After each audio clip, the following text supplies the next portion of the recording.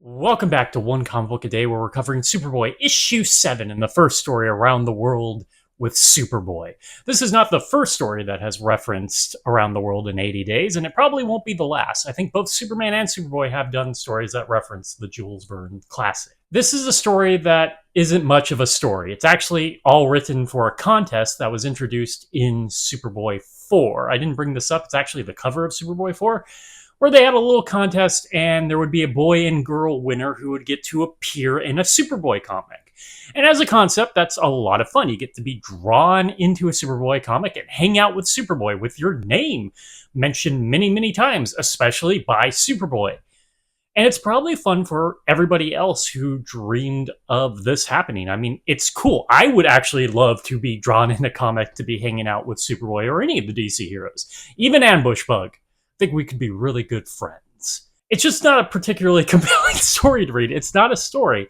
It's actually, at worst, the usual Superboy problem of an action sequence or set piece not really being much of a set piece. It's maybe a page, a few panels of them doing something, then we blow off to something else. Unfortunately, this is the entirety of the comic. Almost every page he's doing something different. It's not particularly depicted in any way that is exciting. He just does something very quickly and we move on to the next thing, because we have to actually get through a lot of places. So these contest winners, Fred and Doris, their real names. I'm not sure how much they actually look like the real people. Couldn't really find much about them. They're just two random kids who are possibly dead by now. They would have been kids in the 1950s. Early 50s. Ooh. Not sure how old they were at that time. Are they teenagers? They're possibly teenagers. They're definitely drawn to look more like ninth graders at least. Remember, I don't know how old Superboy is supposed to be. Sometimes he can be anywhere between 9 to 16, maybe even 18, depending on the story.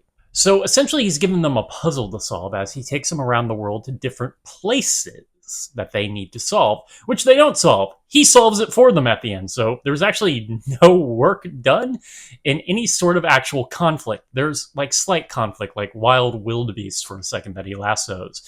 But it's more like Superboy travel show than it is an actual Superboy adventure. And what is the solution? Well, all the places they go to, specifically the town or city, spell out Fred and Doris. I mean, it's a lovely little thought for them. And it did probably give the writers a bit of a challenge to come up with things. It's just not compelling to read because, well, there's nothing there. We have no sort of antagonist in this entire story. I don't know. I would still love to have myself in a story like this, but I feel a little disappointed in the fact I wouldn't have gotten a supervillain. Any supervillain. Hell, I want to be kidnapped by mobsters and Superboy to save me. I am willing to be the damsel in distress. But it's a really forgettable Superboy story that's only really interesting for the contest aspect of it. By the way, it does give us a list of runner-ups for both the boy and girl at the end of the comic. Though I couldn't really find what the contest was about. I think it was just like an essay or postcard writing why you wanted to hang out with Superboy. But that is how this story goes. It's a pretty much wasted premise that's fun for whoever it was starring it. So congratulations to Fred and Doris.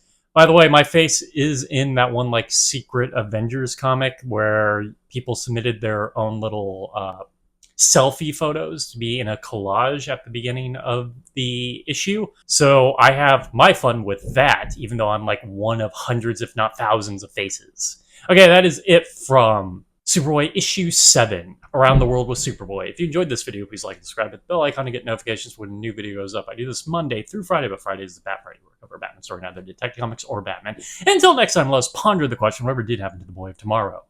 I wonder what happened to these contest winners. Like, it's probably not particularly all that interesting. They lived mundane lives, but it would be interesting to check up on what those lives were. Okay, have a great day.